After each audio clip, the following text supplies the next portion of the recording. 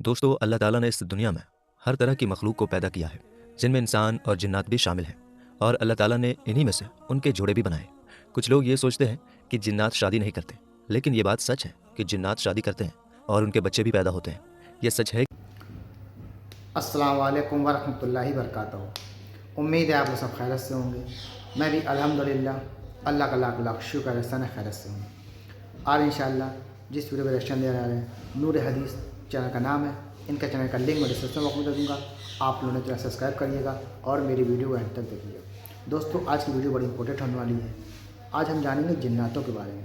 दोस्तों, अल्लाह ने तमाम मखलूक बनाई है, जानवर, इंसान, कीड़े मकोड़े और तमाम जो हम बहुत से जानवर ऐसे जिसको हमने कभी देखा भी नहीं, जिनके बारे में हम जानते भी नहीं, जो ज़मीन के अंदर रहते हैं, सब अल्लाह ताला ने बनाया। उन्हीं में से एक मखलूक बनाई है जिन्नात। दोस्तों, जिन्नात भी दुनिया में है और ये हर इंसान जानता है कि जिन्नात है।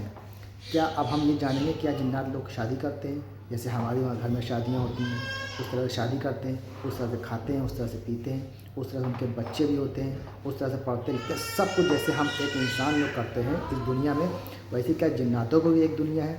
ये सब हम जानेंगे इस वीडियो के ज़रिए से। दोस्तों, तो वीडियो को आप लोग एंड तक ज़रूर देखिएगा।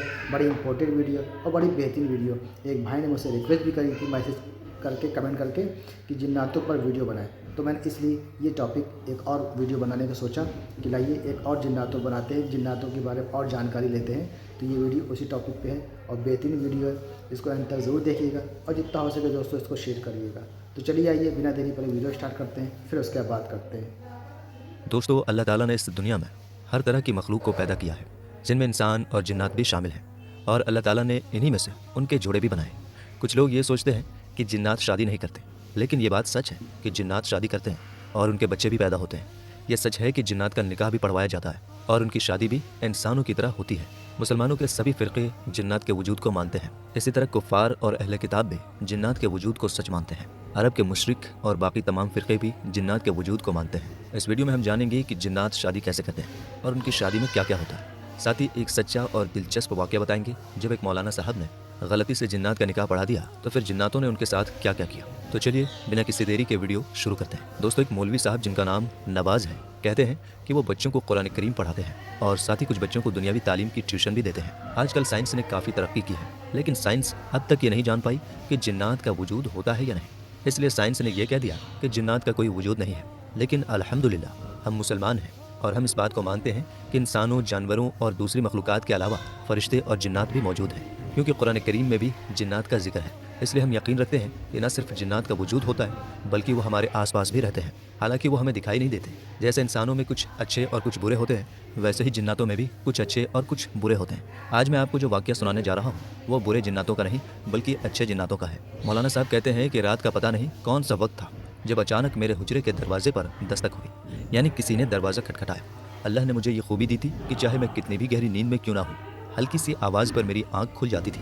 यही वजह थी कि मैं जाग गया और दरवाजे की तरफ देखने लगा। कुछ देर बाद दूसरी बार दस्तक हुई तो मैंने अपने पास रखा मोबाइल उठाकर समय देखा। रात के 11:21 हो रहे थे। तीसरी बार किसी ने दरवाज़ा खटखटाया और मेरा नाम भी पुकारा। मैंने जल्दी से दरवाज़ा खोल दिया। बाहर देखा तो 2 अजनबी नौजवान खड़े थे। मैंने उन्हें पहचानने की कोशिश की, लेकिन उन्हें पहले कभी नहीं देखा था। मैंने पूछा, जी बताइए आप कौन हैं? उन्होंने कहा, मौलवी साहब, हमारे यहाँ शादी है और हम आपको निकाह पढ़ाने के लिए लेने आए हैं। मैंने कहा, माफ़ कीजिएगा, लेकिन मैंने आपको पहचाना नहीं, ज़रा अपने बारे में बताइए। उन्होंने कहा, हम पड़ोस वाले गांव से हैं। मैंने पूछा, आपका नाम क्या है? उनमें से एक ने कहा, मेरा नाम जंजार है और इसका नाम इफ़क है। मैंने मन ही मन सोचा, ये नाम तो बड़े अजीब हैं। थोड़ी देर बातें करने के बाद मैं उनके साथ चलने के लिए तैयार हो गया। मौलाना नवाज बताते हैं कि उस वक्त मार्च का महीना था, इसलिए रात थोड़ी ठंडी थी। वो दोनों मेरे आगे आगे चल रहे थे और मैं उनके पीछे। उनकी चाल बहुत तेज़ थी, लेकिन मेरी वजह से उन्हें धीरे चलना पड़ा। करीब 20 मिनट चलने के बाद उन्होंने अचानक अपना रास्ता बदल लिया। ये देखकर मैं परेशान हो गया, क्योंकि गांव तो दूसरी तरफ था और जिस तरफ वे जा रहे थे वहाँ एक बड़ा मैदान था। उस मैदान में आमतौर पर दिन के समय गांव के लड़के क्रिकेट वगैरह खेलते थे। मैंने पूछा, भाई आप लोग कहाँ जा रहे हैं? गाँव तो उधर है और यहाँ तो सिर्फ मैदान है। उन्होंने जवाब दिया, जी असल में गाँव में जगह नहीं थी, इसलिए हमने शामियाना टेंट यहाँ लगाया है। मैं चुपचाप उनके पीछे पीछे चलने लगा। वे दोनों बार बार पीछे मुड़कर मेरी तरफ देखते थे, जैसे ये यकीन करना चाहते हो कि मैं उनके साथ आ रहा हूँ या नहीं। चलते हुए मैंने दोबारा पूछा, सुनो भाई, आपके यहाँ शादी ही है ना? उन्होंने कहा, जी हाँ। मैंने कहा, तो ये खामोशी क्यों है? कोई आवाज़ सुनाई नहीं दे रही? क्योंकि हम मैदान के करीब पहुँच गए थे, लेकिन वहाँ बिल्कुल सन्नाटा था। उन्होंने जवाब दिया, इंतजाम तो है, लेकिन निकाह के बाद सब शुरू होगा। फिर वे फिर से चलने लगे। करीब 5 मिनट और चलने के बाद मुझे वो शामियाना दिखा। 2 मिनट और चलने के बाद हम उस शामियाने में दाखिल हो गए। वहाँ लाइटिंग का बहुत अच्छा इंतजाम किया गया था। मैं चारों तरफ अजीब नज़रों से देख रहा था कि तभी किसी ने कहा, खुशामदीद मौलवी साहब। मेरे सामने कुर्ता पैजामा पहने एक आदमी खड़ा था। जंजार जो मुझे लेकर आया था उसने कहा, ये दूल्हे के बाप हैं और इनका नाम सरदार मानस है। सरदार मानस ने कहा, आइए मौलवी साहब, मैं आपको ले चलता हूँ। वो आगे आगे चलने लगे और मैं उनके पीछे। एक जगह पहुंचकर उन्होंने एक आदमी की तरफ इशारा करते हुए कहा, ये दुल्हन के बाप हैं और इनका नाम शर्मक साहब है। मैंने मुस्कुराकर शर्मक साहब की तरफ हाथ बढ़ाया। उन्होंने गर्मजोशी से मेरा हाथ पकड़कर हिलाया। मैंने महसूस किया कि उनके हाथ बहुत ज़्यादा गर्म थे, लेकिन मैंने इस पर ज़्यादा ध्यान नहीं दिया। मैं हैरान था और मेरी हैरानी की वजह यह थी कि उस शामियाने में मैंने अभी तक उस गाँव का कोई भी जाना पहचाना चेहरा नहीं देखा था। सब के सब अजनबी थे। मैंने दुल्हन के बाप से कहा, यहाँ गाँव का कोई इंसान दिखाई नहीं दे रहा, क्या बात है? उन्होंने जवाब दिया, बस यही बात आपको परेशान कर रही है। फिर उन्होंने एक लड़के को बुलाया और उससे कुछ कहा। वो लड़का तुरंत वहाँ से चला गया।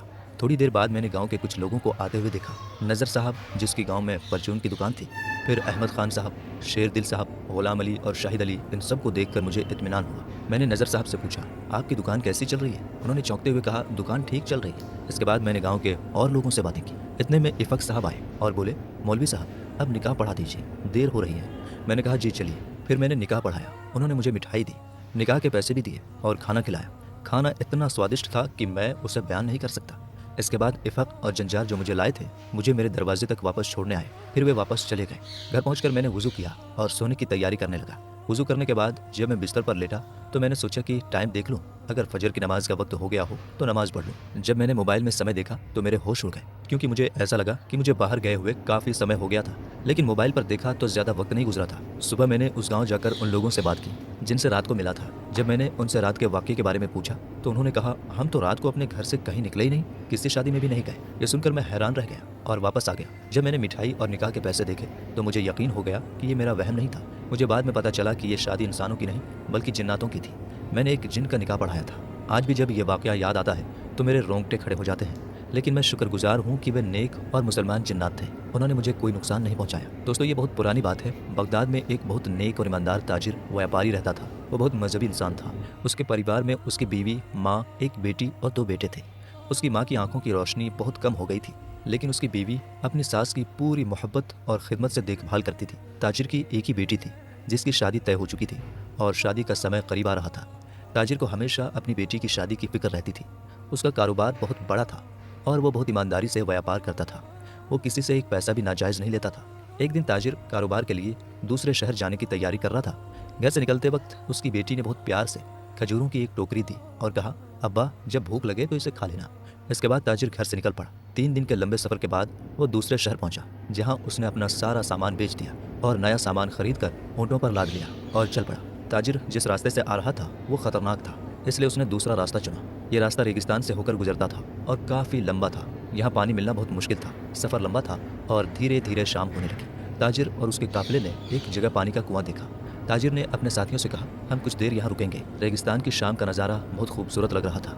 ताजिर टहलता हुआ हाथ में खजूर की टोकरी लिए कुएं की तरफ बढ़ा। वो कुएं के किनारे बैठकर अल्लाह की तारीफ करने लगा और उस हसीन नज़ारे को देखता रहा। ताजिर ने कुएं के पास बैठकर खजूरें खाना शुरू की। वो खजूर खाता गया और गुठलियाँ अपने पास रखता गया।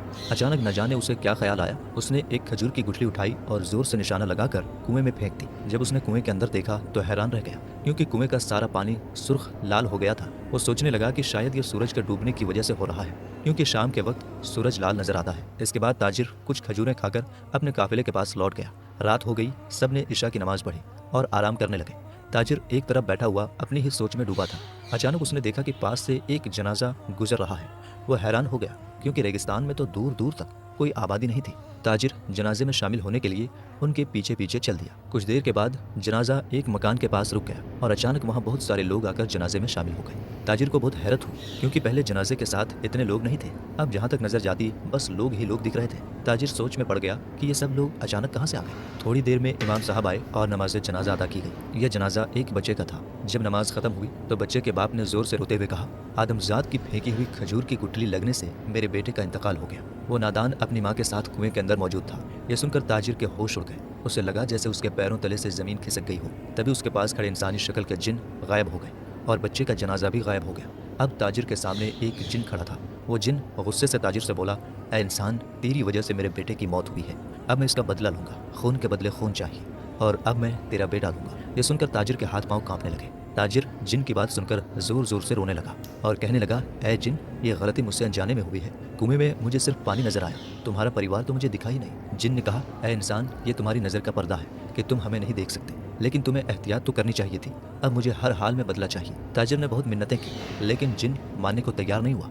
आखिर ताजिर ने कहा, मेरे बेटे की जगह मेरी जान ले लो। जिन उसे मारने ही वाला था। तब ताजिर ने कहा, ऐ जिन, मेरे पास लोगों की अमानतें हैं, मुझे थोड़ा वक्त दे दे ताकि मैं वो अमानतें वापस कर दूं और अपनी बेटी की शादी कर लूं। उसके बाद तुम मुझे मार देना। जिन गुस्से में भर गया। ताजिर ने फिर कहा, अगर तू मुझे मारना ही चाहता है तो मार दे, लेकिन याद रखना, क़यामत का दिन जब मुझसे अमानतों का हिसाब होगा, मैं तेरा गिरबान पकड़ूंगा। जिन ये सुनकर सहम गया और बोला, ठीक है, मैं तुझे 40 दिन की मोहलत देता हूँ। 40वें दिन शाम को इसी कुएं पर आ जाना, वरना मैं तेरे परिवार में से किसी की भी जान ले लूंगा। ताजिर ने कसम खाई और जिन से वादा किया। जिन ने उसे जाने दिया। जब ताजिर बदहवास हालत में काफिले में वापस पहुंचा तो काफिले वाले बोले, जनाब, आप कहाँ चले गए थे? हमने आपको आवाज़ें दी, लेकिन आप अकेले ही चले जा रहे थे। ताजिर ने कोई जवाब नहीं दिया और चुपचाप रहा। अगले दिन ताजिर काफिले के साथ अपने शहर की ओर रवाना हो गया। जब वो घर पहुंचा तो जिन से वादा किए हुए 10 दिन बीत चुके थे।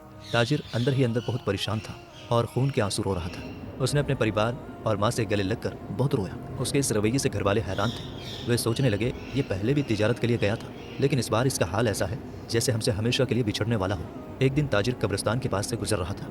उसने यहाँ एक सूफी बुजुर्ग को अल्लाह का नाम लेते हुए देखा। ताजिर उनके पास जाकर बैठ गया और जोर जोर से रोने लगा। सूफी बुजुर्ग ने कहा, बेटा, जिस डर में तू फंसा है उसे अपने दिल से निकाल दे। मौत का खौफ इंसान को जीते जी मार देता है। मौत तो हर इंसान की अटल हकीकत है। मौत एक दिन सबको आनी है। उन्होंने कहा, अपने आसपास खबरों को देख, ये तुझे सिखाएंगी कि ये दुनिया दिल लगाने की जगह नहीं है। रोने के बजाय अपनी तैयारी कर और उस असली दुनिया के सफ़र के लिए सामान जुटा। ताजिर ने दरवेश से पूछा, बाबा, मैं अपनी मौत के लिए कैसे तैयारी करूं? दरवेश ने जवाब दिया, तुझे अपने साथ भलाई, नेकी, मोहब्बत, इंसानियत, दूसरों की मदद और सच्चाई, ईमान लेकर जाना चाहिए। सबसे पहले अपने गुनाहों से तौबा कर ले। अगर तेरे पास किसी की अमानत या कर्ज है तो उसे लौटा दे। अगर तूने किसी का दिल दुखाया है तो माफ़ी मांग ले, और अगर किसी ने तुझ पर जुल्म किया है तो उसे माफ़ कर दे। अगर तेरे माँ बाप जिंदा हैं तो उनकी खिदमत कर। अगर तेरे बीवी बच्चे हैं तो उनका भी ख्याल रख और अपनी बेटी की शादी कर दे। अगर तू दौलतमंद है तो ज़कात दे और ज़रूरतमंदों की मदद कर। पहले अपने घर वालों का हक अदा कर, फिर अपने रिश्तेदारों का, और उसके बाद अपने पड़ोसियों और यतीम बेसहारा लोगों की मदद कर। दरवेश ने आखिरी हिदायत दी, अपने दिल के राज अपने परिवार को बता देना। राज कभी मत छुपाना, वरना कब्र में एक दिन खुद ही छुप जाएगा। ताजिर वहाँ से वापस आया और अपनी बेटी की शादी कर दी। उसने दरवेश की बातों पर अमल किया। जब 40 दिन पूरे होने में सिर्फ 8 दिन बचे थे तो उसने अपनी बीवी और बच्चों को सारा सच बता दिया। उसने जिन के बच्चे की मौत का पूरा वाक्य सुनाया। ये सुनकर घर में कोहराम मच गया। घर वाले उसे रोकने लगे, लेकिन ताजिर ने कहा, अगर मैं न गया तो मैंने अपने परवरदिगार की जो कसम खाई है उसका क्या होगा? मुझे जाना ही होगा। ताजिर ने घर वालों से आखिरी बार गले मिलकर विदा ली और 40वें दिन शाम को उस कुएं पर पहुंच गया। ठीक उसी वक्त जिन वहां आ गया। ताजिर ने कहा, ऐ जिन, मैं अपने वादे के मुताबिक यहाँ आ गया हूँ। तेरा शुक्रिया कि तूने मुझे 40 दिन की मोहलत दी। मैंने अपनी जिम्मेदारियाँ पूरी कर दी, अमानतें लौटा दी और अपनी बेटी की शादी भी कर दी। अब मैं अपने अंजाम के लिए तैयार हूँ। जिन ने ताजिर की बातें सुनी और कहा, ऐ इंसान, तूने अपनी ईमानदारी से अपना वादा पूरा किया। तू चाहता तो भाग सकता था, लेकिन तूने ऐसा नहीं किया। मैं उसी अल्लाह को मानता हूँ जिसे तू मानता है। मैं तुझे माफ़ करता हूँ और मेरी सज़ा से तुझे बरी करता हूँ। अब तू अपने घर लौट जा। ताजिर खुशी खुशी अपने घर लौट आया। तो देखा दोस्तों आपने, ये था हमारा एक्शन जिन्नातों के बारे में। जिन्नात जैसे हम लोग के वहाँ शादी होती है, बच्चे होते हैं, तमाम चीज़ें होती हैं, निकाह होता है, तमाम रस्में, वो सब जिन्नातों भी वैसे ही होता है।